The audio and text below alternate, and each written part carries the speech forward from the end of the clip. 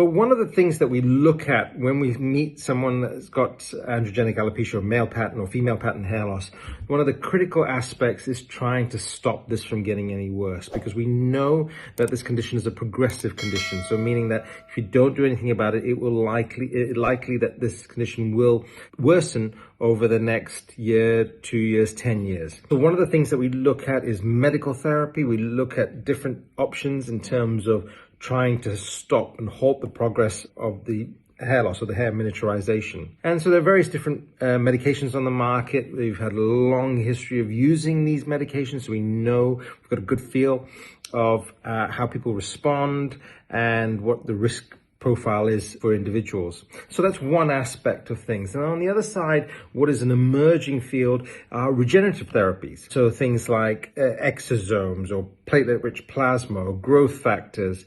These are all things that are now coming to the forefront of that we know there's got good data to suggest that it can be used to help prevent the progression or certainly halt the progression of hair loss. So again, really important to speak to your doctor and go through all options.